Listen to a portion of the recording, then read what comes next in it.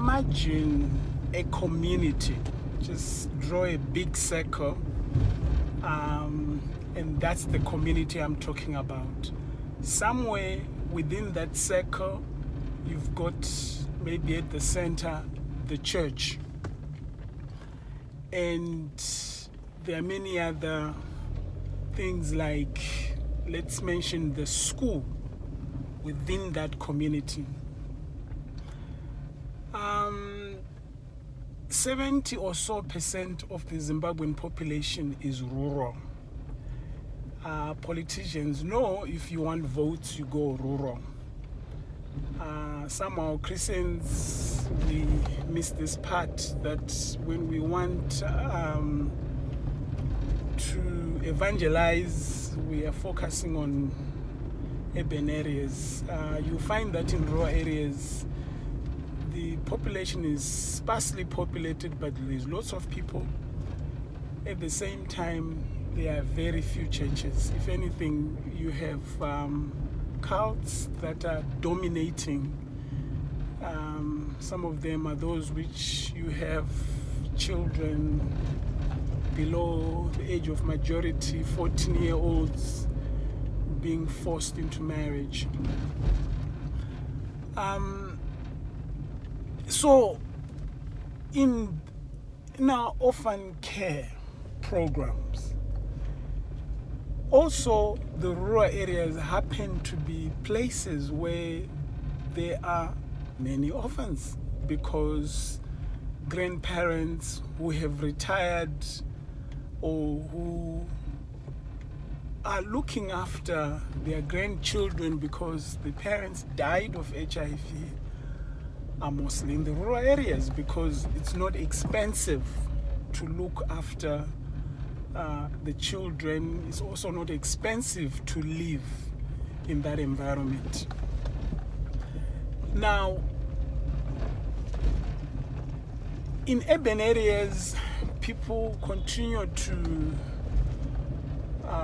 set up orphanages, which really are very expensive to run, maintain. There are many other costs which are involved.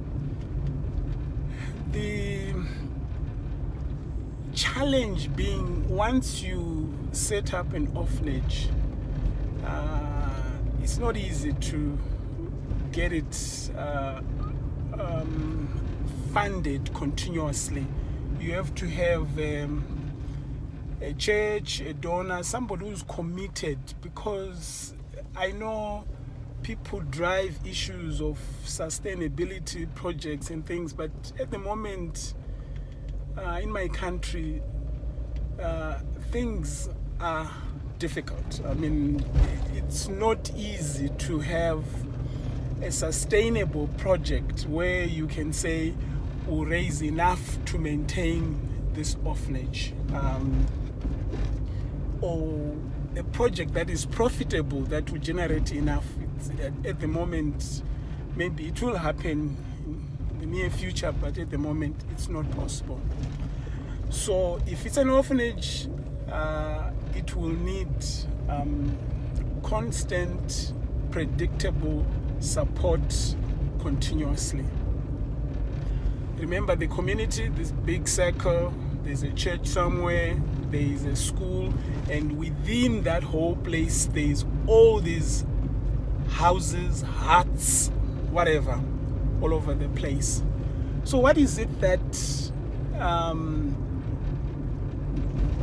those who are in orphan care can start thinking about? Okay, we don't want to be like other humanitarian organizations that just meet the physical needs and stuff.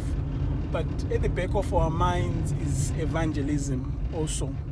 So what is it that we can do? So here are the suggestions that I am making. The church should be a center. The church should be a center of activity where life that children who are orphaned, who are being taken care of by the grandparents or whoever. In some cases, those children are taking care of themselves.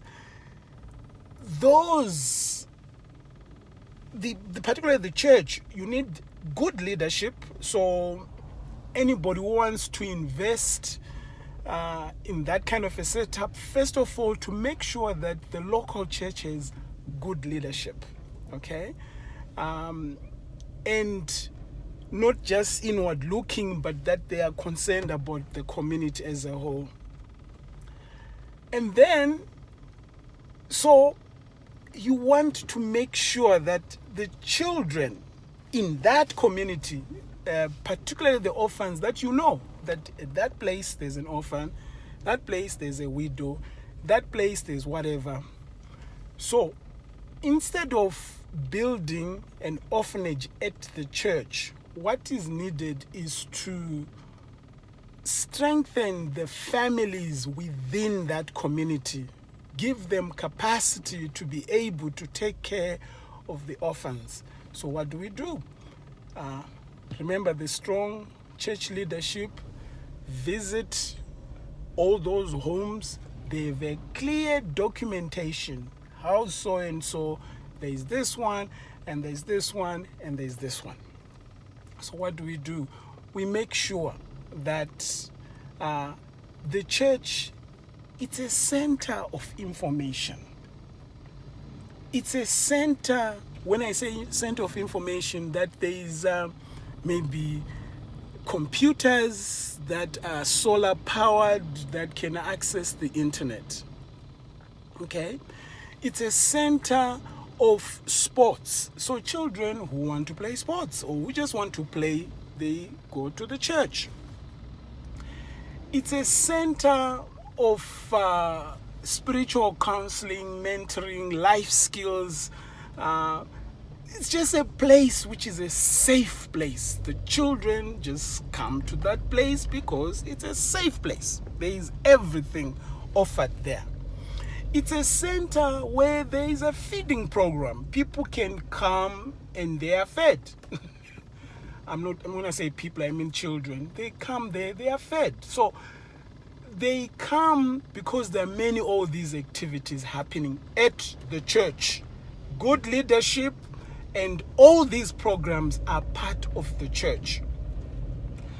Now, this makes it possible for the many orphans that are within that community that they can come to church and be ministered wholly. Luke 2:52. There is everything, whether it's spiritual, physical, mental, social.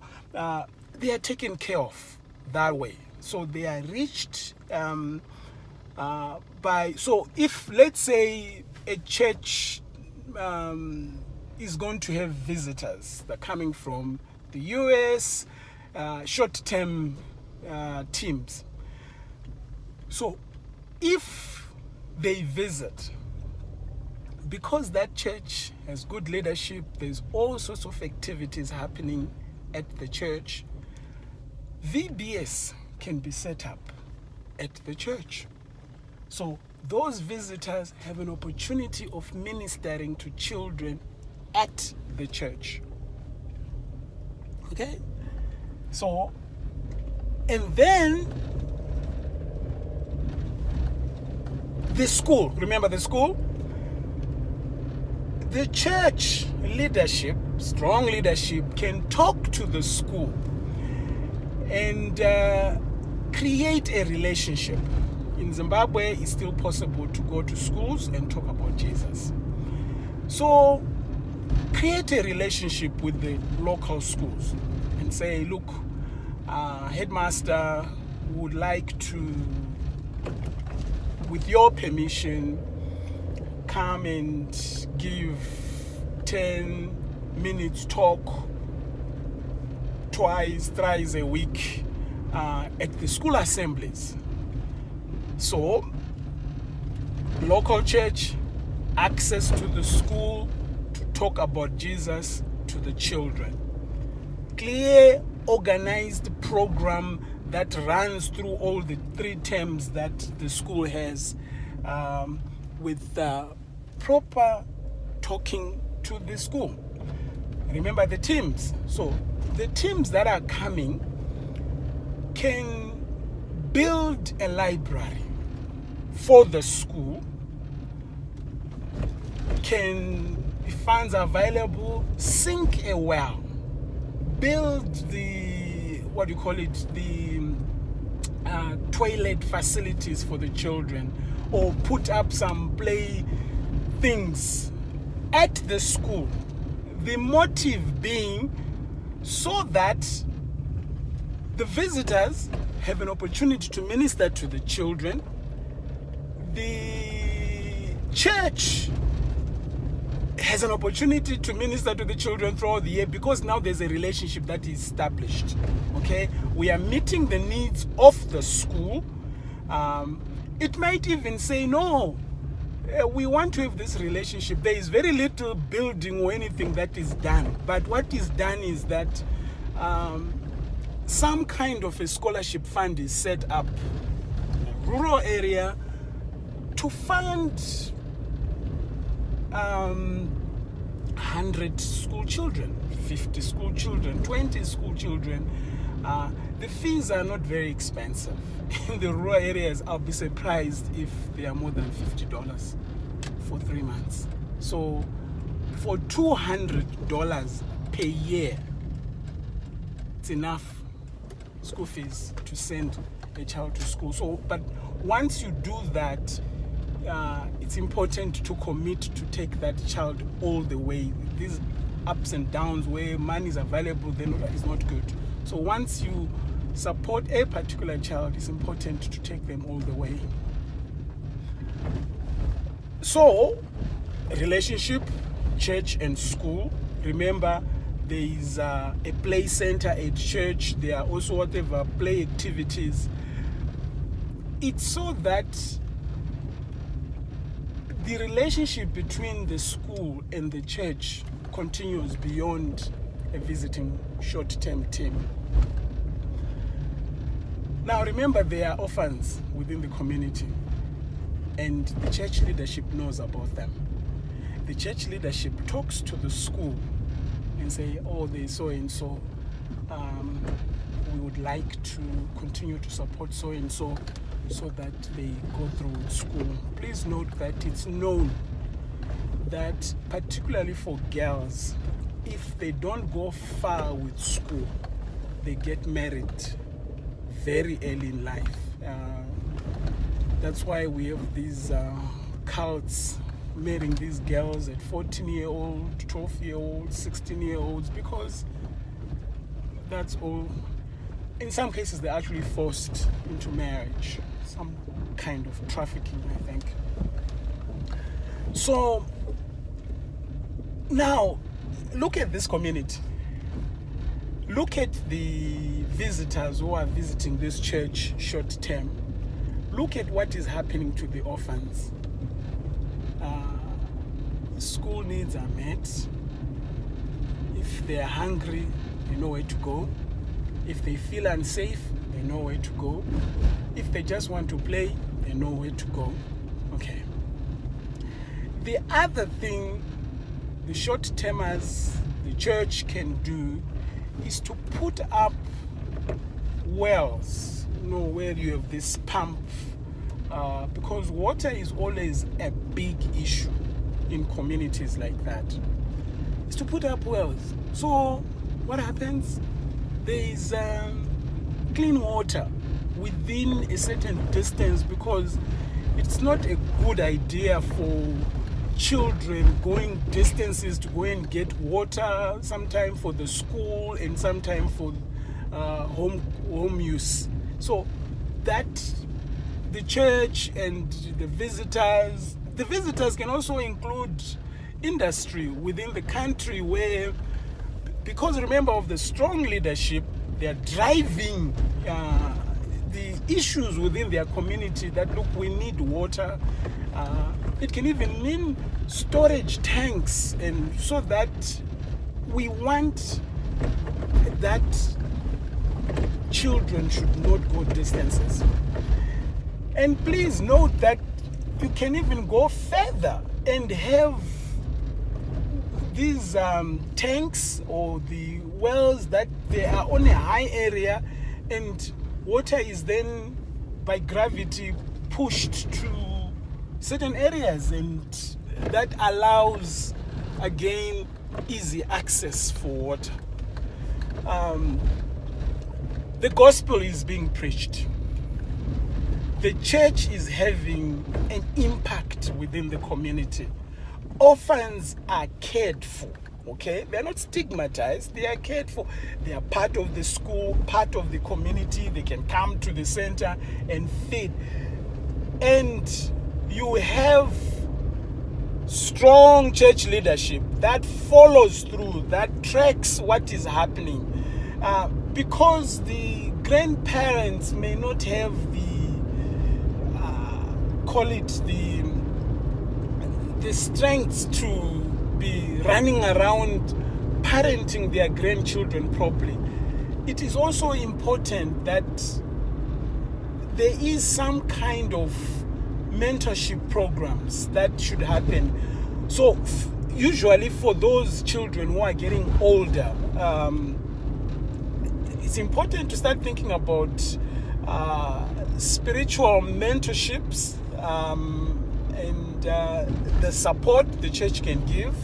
Again, this can be done together with short-term visitors. It's important to think about the life skills. What are those life skills that should be taught? Because don't assume the grandparents are doing that. They are not likely to be doing it, okay?